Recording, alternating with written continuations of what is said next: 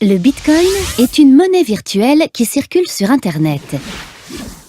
Il remplit les mêmes fonctions qu'une monnaie traditionnelle. Il représente une unité de compte, c'est-à-dire qu'il permet de mesurer la valeur d'un bien ou d'un service. On peut, par exemple, déterminer qu'une paire de chaussettes vaut 2 bitcoins. Il facilite les échanges, c'est-à-dire qu'on peut l'utiliser pour acheter des biens et des services. Et il peut être stocké pour être utilisé dans le futur. En ce sens, Bitcoin peut être qualifié de monnaie au même titre que l'euro, par exemple.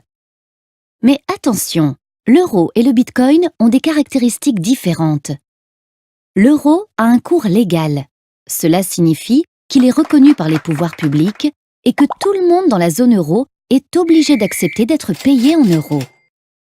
Or, même si de plus en plus de sites e-commerce et même quelques boutiques physiques acceptent le Bitcoin comme moyen de paiement, rien n'oblige un commerçant à les accepter et personne ne garantit qu'ils seront acceptés dans le futur.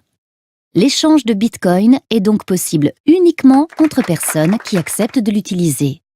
On dit que c'est une monnaie du fait des usages. De plus, l'utilisation de l'euro est encadrée par des systèmes centralisés.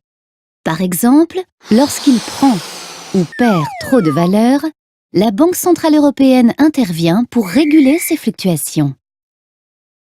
Bitcoin repose au contraire sur un système décentralisé. Sa valeur dépend donc uniquement de l'offre et de la demande.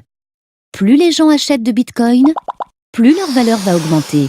Et moins les gens vont en acheter, plus leur valeur va baisser. C'est donc une monnaie très fluctuante.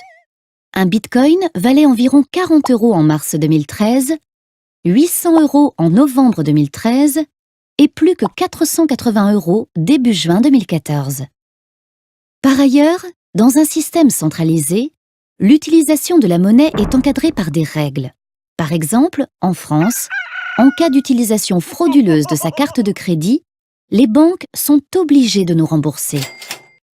Dans un système décentralisé comme Bitcoin, en cas de fraude, il n'y a aucun recours légal possible.